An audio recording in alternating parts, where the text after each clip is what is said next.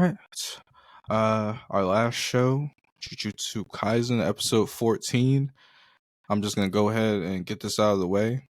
The animation was bad for this season, but it wasn't. For the season? This episode's animation was bad compared to the rest of the season. the rest of the season, but I don't think, they was put bad. They put a lot of effort on that last fight, which I think should have went to this fight personally, because this fight was way cooler to me. There was a lot. That's true. There was a lot more going on screen this episode that maybe could have used that effort last episode for just two people fighting in a bathroom. But like what I was saying, bad for this season, average to good for the rest of the anime industry. Yeah. Yes. Mappa, more complaints after the episode came out from people that work at Mappa, saying like obviously they're overworked and conditions aren't the best. So yeah, shout out to all the Mappa animators, because y'all are obviously trying. It's just probably tough. I don't know what your hours are like, but I assume they suck. Probably like a Zom 100 situation going on here. I don't know. We just want to get that out of the way. How'd you feel about this episode and all the reveals? There's like three power reveals. I thought the episode was great. You know what's crazy? I didn't even realize the animation was bad until you said something about it, and I rewatched it and I was like, damn, this shit is kind of ass. But I think that's crazy. I think it's because he retired. Huh? I said, didn't you say the first time you were like asleep? I ain't gonna lie, I watched the episode like 3 times. Because I dozed off. Every time I started watching it, I dozed off. But not because it was boring, because the times I was watching it, it was either be like early in the morning when I just woke up and I didn't sleep. I've been watching like basketball because, you know, the NBA season's back on. And one of the teams I watch is the Lakers. And since they're in the West, their games don't start until like 9 o'clock, 10:30. And they don't end until like 12, 1. So I'm going to sleep late, and I'll wake up in the morning. And I usually go to the gym in the morning, but if I go to sleep that late, then I'll wake up and I'll go back to sleep. But I was like, since I'm not going to the gym this early and I'm going a little bit later, let me just watch, you know, the new episode, right? Right. I turned it on, watched it, dozed off, woke up, went to the gym, came back. I take a nap after the gym. I was like, all right, let me get back to watching it. Watched it after the gym, laid down, dozed off. Woke back up, and I was like, damn, okay, I fell asleep again. So then I was like, let me just wait until the weekend to watch it. And I watched it on the weekend, and I was like, all right. Because the parts, because I remembered everything that, like, before I fell asleep, and I was like, I remember this, but I was like, let me just watch the whole thing through. And I watched the whole thing through, and I was like, I liked the episode. It was pretty cool. I like Dagon. He's like the curse for fear of water and ocean. Or natural disasters by water. Right. It seems like anything that's like a natural disaster curse is going to be extremely strong, or like the plague, which makes sense because like it's a lot of negative energy, because people are like, oh, I'm super scared of this thing, and they create this curse because it's a fear of it. So like stuff like that, I think is cool, like how that works. Like things that are widely known to be fearful are stronger curses. Yeah. So like, for instance, there's probably a spider curse because a lot of people are scared of spiders. So that was pretty cool. Nanami was cool. The old guy, I liked his. I was gonna ask curse technique. I thought you would like him because I understood like pretty much everything he was talking about, especially with like frames, and then he was talking about like how TVs they come in. And, you know, they have like upscaling for 4K and stuff like that. I was like, okay. I was like, at first I was like, why is he talking about this? This is like, it's so random, but I understood what he was saying, and it was pretty cool. I did not know he was talking about automatic interpolation, and I didn't know what he was talking about. Yeah, so like sometimes when you get a TV, it's like set. That's why like, if you get a TV, you should go into the settings and like change things, because the default settings are usually pretty bad, or they're not good. For instance, like I have the TV I play on my PlayStation, it's an LG, it's an OLED one, but it has variable refresh rate, and I can do like 120 hertz. But by default, that's not on. You have to go into the settings and turn on the game mode and change a few other things so you can actually get the full capabilities of the frame rates and stuff. Because if you don't change it, then it would just be like 60 FPS, and it won't feel as responsive. That's just one thing. And then he also talked about like how there's 24 frames in 1 second of animation, but that can vary based on like, depending on how fast the animation, or I forgot what it's called, but like sometimes you can have animation that where 24 frames isn't 1 second, it could be 10 frames. It's just based on how fast you go through each frame. But I'm pretty sure the standard is 24 seconds for one For frame for one shows and stuff. for 1 second. And so his power is cool. I also like how like his thing is basically it's a set movements in these 24 frames, and they have to be, you can't interrupt it. You have to, it's basically like you have to dial in whatever you're going to do before you start the technique, because if you change it in the middle of it, then you just freeze into a frame for that amount of time, for that 1 second.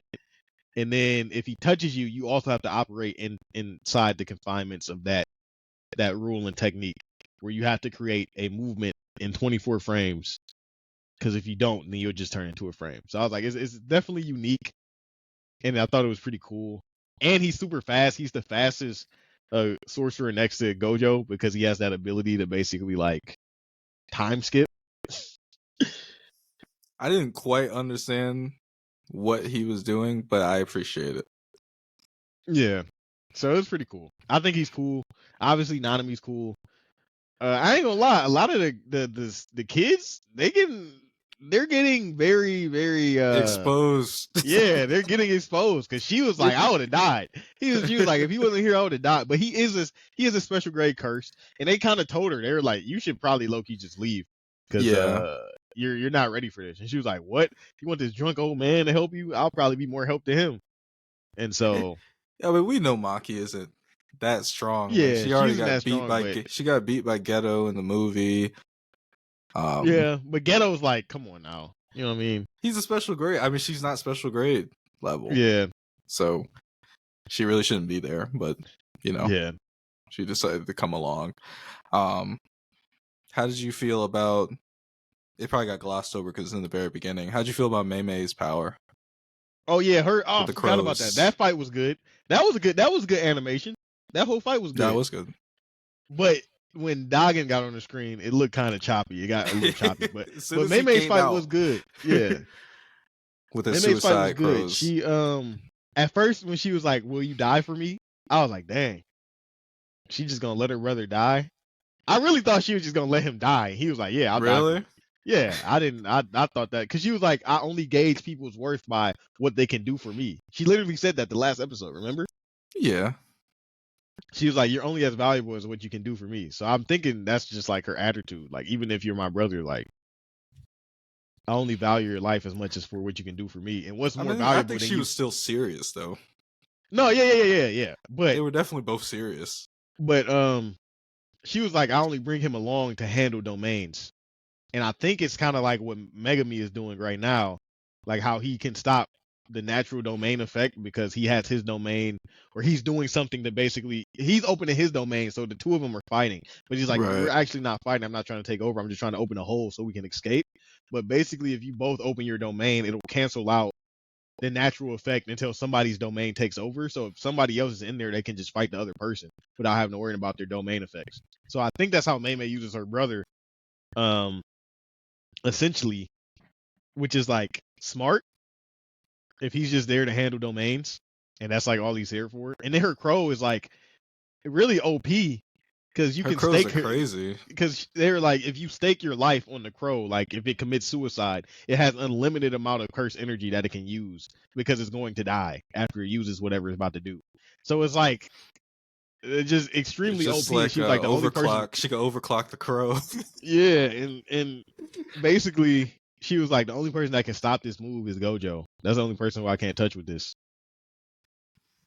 Yeah, she's crazy. I was pleasantly surprised by her performance and power. And so All the great ones are doing well, even though the old man's in and lost his arm. But I wasn't but really he had affected by it. 80%. He had 80 or 70% of like that dude's full power, and then Nanami got 30, and then he didn't even give what's her name I mean, I guess she got a part of the 30% that Nanami got, but he was like, I'll give 30 to Nanami and then 70 to Old Man Zenin. And then he didn't even care about Maki. Nah. He's like, yeah, you're just here. How did you feel about Megami always sacrificing himself? Oh, sacrificing himself. You know, it's crazy. I didn't really realize he did that a lot. I mean, I know they talked about it in the last season, because Gojo was like, you gotta stop, like, basically staking your life on saving people. Like, that's not gonna work all the time. This time he didn't really stake his life. He was like, I'm not gonna throw my life away. He wasn't throwing his life away, but I mean, if you trap yourself in a domain. But no, because he was like, are you gonna be able to escape too? He was like, I'm not throwing my life away. So he was like, I'm gonna make it too. Like, we all he's get out throwing his life away. He was like, bruh, you don't think he was gonna make it out too? I don't think he would make it out. But they're like, he's too late. Nanami was like, the dude's too late. He figured it out, but he's too late. We're gonna make it. And then obviously it did, like, the slow motion thing. It was like, oh, are they actually gonna make it? But at the end of the day, the only reason they did the slow motion because Toji popped up out the hole and just dove in. And every time I think I just think of the song with by I think it's Usher. What? By Usher? Who made this song? How's it go? Or Trey Songz. I'm about to die. Oh, diving. Because you just see his hands. So originally, I thought it was because I seen the panel. I saw the panel, but I didn't know it was Toji. Like, it doesn't look like Toji. I thought it was Yuta. And I was like, really? Yeah, because he has the white T-shirt and everything. And I was like, yeah, I thought he's a sweatshirt. I thought it was Yuta, and I'm like, what the heck? Because it doesn't look like Toji. I mean, I didn't think it was Toji, but then when I watched the anime, I was like, oh, that's definitely Toji. But I seen this panel before, and I didn't know who it was. I didn't know any context behind it. I just seen this picture. Do you think he's gonna be on the good people side or the curse side? I think he's about to just kill that curse, and then he's gonna fuck up the sorcerers too, because he doesn't like the sorcerers. And I mean, he has no horse in this race. He's just here to just be here. So I think like, why is he here though? Is my question. Because he's just like, it's a fight. I'm gonna fight. Like, he's been locked away or dead for X amount of years. He probably like, I'm trying to get active. Let me what's going on? Like, what? They didn't put the words in the anime. They'll probably do it on this week's episode. Mm-hmm. But it says, yeah, he said, those who inherited the curse of the Zenin family, the one who couldn't fully leave behind that curse, it said they would all bear witness to the bare flesh of the one who is free, to the one who left it all behind in his overwhelming intensity. So I don't know if he's going to beat them up or not, but I think he is. I think he's going to beat them up. He's going to clap that curse instantly. Like, I really feel like he's going to clap that curse instantly, and then he's just going to, like, what's he going to say to the three Zenin, though, and his own son? I don't know. He's probably just going to be like, you guys still do this stuff? That's funny. Or something like along those lines. Because he doesn't like the Zenin clan. Like, he doesn't like them. He does. He despises the Zenin clan. He does not like that clan at all. Because they kind of like threw him out, remember? Because he didn't have any curse energy. So they treat him like shit. And he's like, all right, that's cool. I'm going to prove you guys wrong. But he seems more free now. So, like, do you think he cares about that now? I think he still wants to prove them wrong. Like, I'm the best and I have nothing. Because this whole thing is like, he wanted to turn over, like, change Jujustu sorcery. That's why he was trying to kill Gojo at the end. But then he was like, when did I start caring so much? But I still think he has something to prove to the Zenin clan in particular. I don't think he really cares about the, like, Jujutsu sorcery as a whole. But I do think he still has something against the Zenin clan. Okay. I guess we'll see. I'm excited for it, obviously. Whatever happens. Whoever he beats up, we'll see. But I'm hoping he joins their side. That's what I would hope for. He also doesn't have any weapons, so how could he exercise a curse? With his bare hands? I don't think you can do that. You don't think so? I think you need something with cursed energy to exercise a curse. He can take Maki's weapon. That's true. Yeah, that's true. Debo, Debo. Man, Minka. and just take the staff. He probably is. That's probably what he's about to do. Beat her up, take her staff, because that Knock thing's her super glasses strong. off. Yeah. And then Yeah, just she has a staff and a nunchucks. yeah. So he'll probably take the nunchucks was the thing that's super strong. The 3-part one. That's what you're talking about. Because remember that they showed that in the flashback episode. Didn't Ghetto have them or no? Ghetto had nunchucks too. I don't just remember. showed how priceless it was. Remember, it was like this thing is super expensive, and it was the whatchamacallit, it's like the staff that breaks into 3. I guess it's a nunchuck. Yeah. I So he'll probably thought take Ghetto that. had something like that in the prequel when he was fighting Yuta. He had some kind of nunchuck type thing. All right. What was your episode of the week? Episode of the week, JJK. Okay. I think my episode of the week was probably Kenshin, because I really liked Yahiko and Yuta's relationship in that episode. Moment of the week for me was Gina's death in Undead Unluck. Mm-hmm. That hit me more than I thought it would. I thought they did it really well. And the animation of the week, honestly, I kind of want to say Kenshin for the animation of the week. I think JJK, the first half of the episode with Mei Mei was really good, but Undead Unluck had a good fight too. The animation was also good. Yeah, that's Kenshin's true. fight was also good. It's either Undead Unluck or Kenshin for me, because the second half of JJK was kind of it was a little rocky. Upon rewatching, there was some silly frames in that episode. Soon as he popped out of his skin and became like his actual form is when it got rocky. But I did like his design though. I thought it was funny. Yeah, same.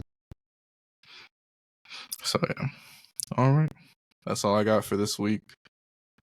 Any final thoughts? Nah. I thought this week was good. Okay. I'm ready for the episodes that come out this week.